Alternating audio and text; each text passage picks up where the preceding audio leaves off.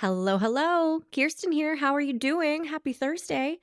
We here at the Decision Masters podcast are in our revisit some highlights era. I actually asked the audience, you, my BFFs, what do you want to hear about? And you were so generous in letting me know this is what's going on. This is what I want to hear on the podcast. I am happily obliging. One request that we got more than once was for content on the I'm behind mindset. So you know who you are. If you requested this, thank you so much. You are not alone. I hope that feels amazing.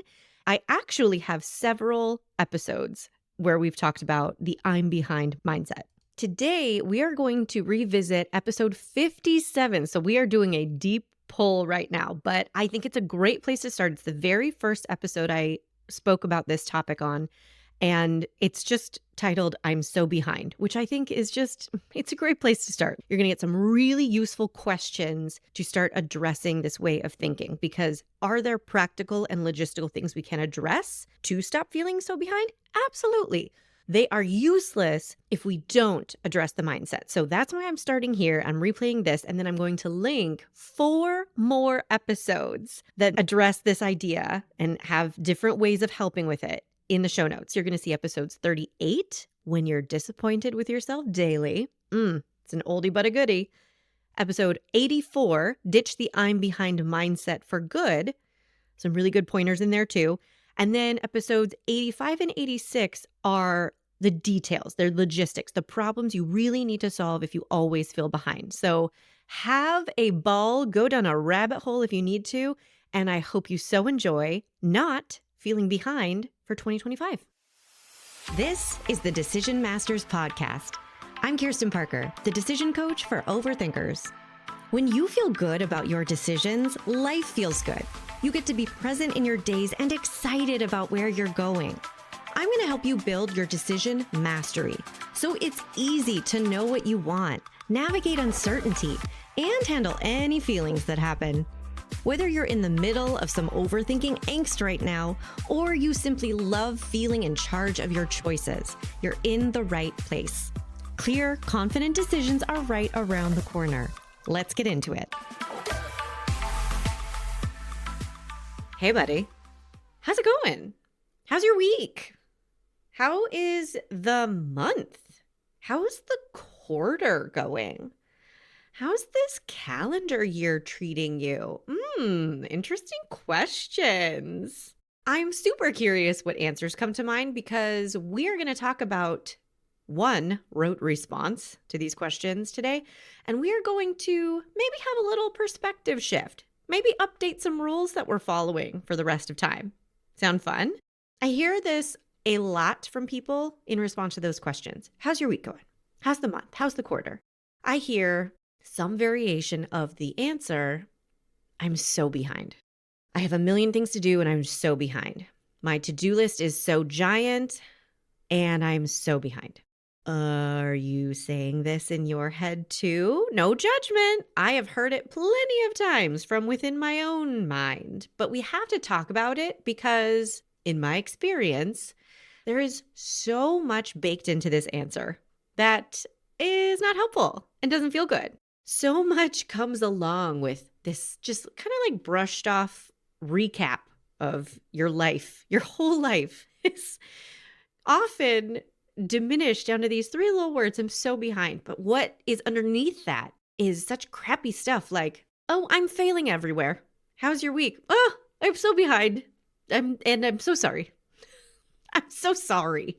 I'm not doing a good enough job. And my proposal today is that we look at the idea that you're behind, everything that's baked into this idea, and perhaps we consider the possibility that it's never, ever helpful. And that if you want to, you could never believe that you're behind again for the rest of forever, and your life will still turn out great. Want to talk about it? Okay. So here's a misunderstanding. You need this information. Remember our committee members in our mind?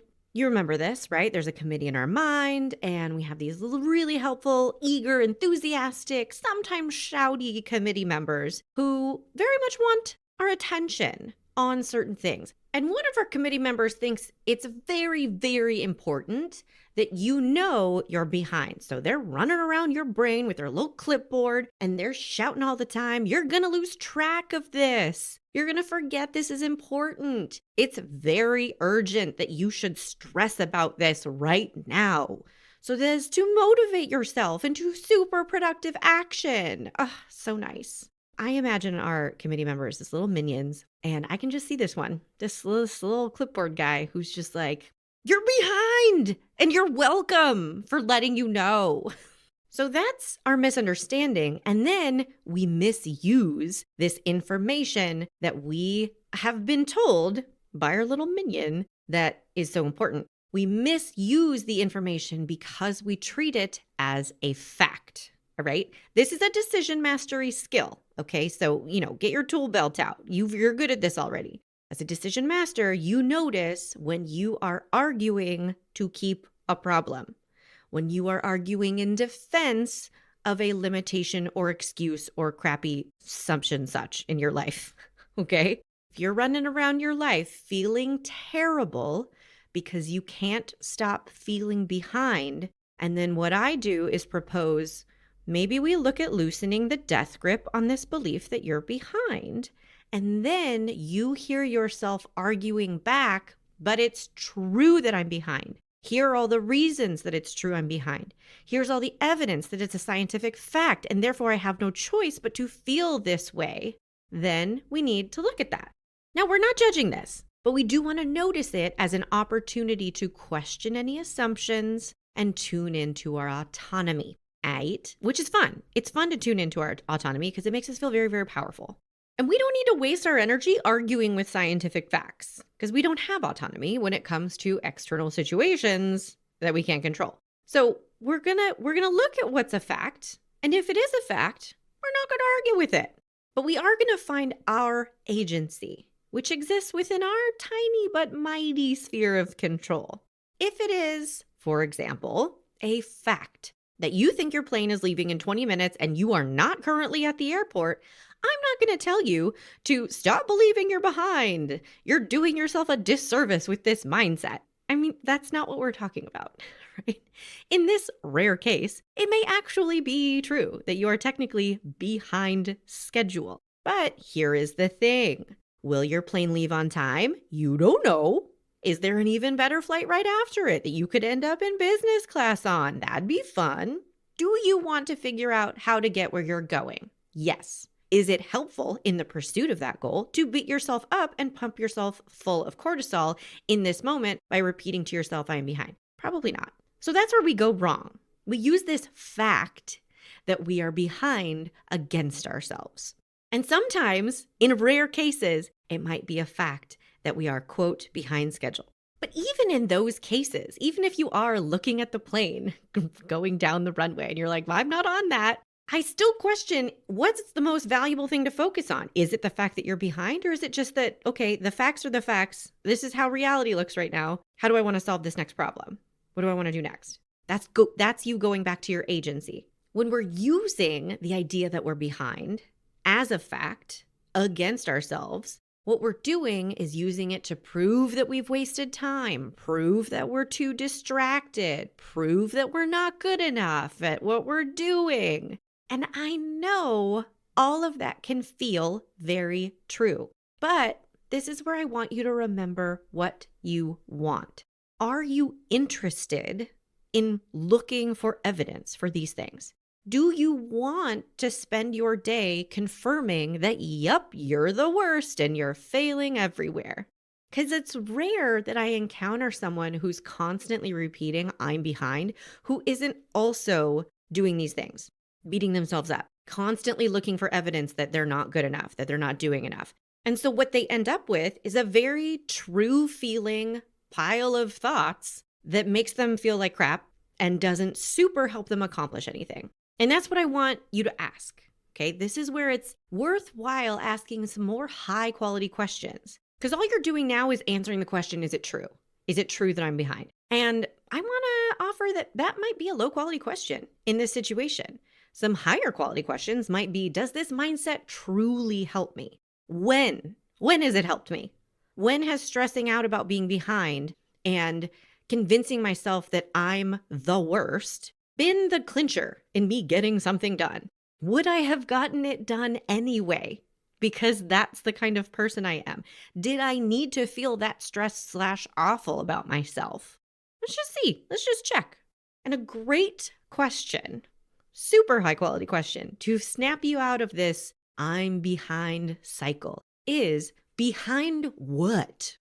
Because when someone is presenting this information to me like it is a scientific fact, that's when we got to push back a little bit. They're arguing in the spirit of I'm behind where I should be, and where I should be is a scientific fact, and where I am is a scientific incorrectness. So behind what? You're probably thinking you're behind according to your original plan about when things would happen, which was a guess because all plans are guesses. Are you behind according to someone else's plan about what you were going to do? It's very empowering to look at this idea of being behind as simply a part of a series of thoughts. I or someone else thought one thing about how this would go. Then we got new information as we found out how it was actually going. Now we have new thoughts based on our updated information. It's almost as if we're walking around our lives thinking thoughts about what will happen and then taking a step forward and finding out what actually happens, and then having more thoughts about what happened and having thoughts about what is currently happening and then having thoughts about what's about to happen. And then we take a step forward and we get new information. We get so attached to our plans though. And I say this as a planner. Y'all, I was a stage manager in theater for over 10 years. I love my plans. Plans are very helpful. Plans are very satisfying to create and execute. I am not knocking a plan, but we get so attached to them. And that makes sense, right? Because sometimes we invest a lot in the plans we create. Sometimes the plans that we have are directives from superiors, or they're deadlines for our clients, or they're commitments that we paid for. We get it. We get why we get attached to them. But they were also always just ideas about what would happen, guesses about the future. And when we attach to them and then we find out how reality really looks, we call reality wrong because it doesn't match up with our past imagination of what reality would look like. I feel like we time traveled there a little bit, but I know you're along for the ride. And this is one more thing I want you to consider. In this scenario, when you're looking at reality and you're like, I don't care that this is what's happening, it's wrong. So I'm going to focus on the fact that I'm behind. You're calling yourself behind, and then what happens? You keep going at the pace you can. You get done what you're going to get done, whether you think you're behind or not, and the world keeps spinning. That's when I want you to consider those higher quality questions that we asked before. Does this idea that you're behind help you? Does it help you get stuff done in the way you want to get them done? Or do you not need it? Would you do those things anyway? So I'm going to leave you with some more high quality questions to hopefully shake this up a bit. Shake the I'm behind thoughts up. And I want you to see what's useful, because I promise it is totally available to you to not believe this about yourself ever again. You don't have to live under the banner of I'm behind. And I don't get to count as a full person, and I don't get to celebrate myself and my life, and I don't get to feel good about my day until I catch up. All right? That's available to you. And it might feel like a struggle, but you might not have considered that you had any other options until now. So that's what I'm here shouting about you in your ear pods for, or in your car. Hey. Okay, here are some questions I want you to consider. What if it's okay that you are where you are? What if everything that's going to get done will get done? What if everything that needs to get done will, and everything that isn't done right now doesn't need to be done right now because it's not? What if you could accomplish anything that you are trying to use this I'm behind thought for with a different tactic, one that didn't require you to feel like crap? What if what you're capable of isn't what's wrong? What if what's wrong is someone else's expectations of what you do and how you do it? What would happen if you woke up tomorrow unable to think, I'm behind?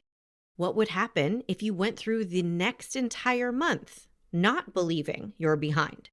What are you interested in believing instead? Ooh, juicy questions. No, I can't wait to hear what you think about this. I have had lots of conversations with people about this whole I'm behind idea. And I promise my main argument here is not you're wrong, you're not behind. My argument is you have more options of what you believe. And if you're going to use this thought, let's make sure you're using it in a way that helps you feel how you want and do what you want. And if that's not what's happening, maybe we look at a different option. And it's so much fun when I hear someone talk about their life and their pace and their productivity and where they spend their time and energy in a way that conveys they really own it. Because your time and energy is yours. And something shifts when you stop showing up in your life like you have something to apologize for, like you're not spending your time and energy in a way that's good. So I really want you to soak up these questions. I'll put them in the show notes so that you can look at them with your eyeballs and answer them. And as always, if you need help answering them, that is what I'm here for. We work on this in coaching. We don't just work on getting you more productive and getting you more in charge of your time and clearing up your priorities, although we do all of those amazing and fun things. We also look at what mindset is driving you every day. What's the umbrella that you're carrying around with you all day long as you be so productive? And does that umbrella help you and keep you dry? Or does it kind of suck? Does it weigh you down? Does it cause more problems than solutions? So if this is something you want to work on together, I'm here to help. Reach out. KirstenParker.com/schedule. You can book your consult. We can talk about coaching. In the meantime, I hope you have a fabulous weekend, and I'll talk to you soon.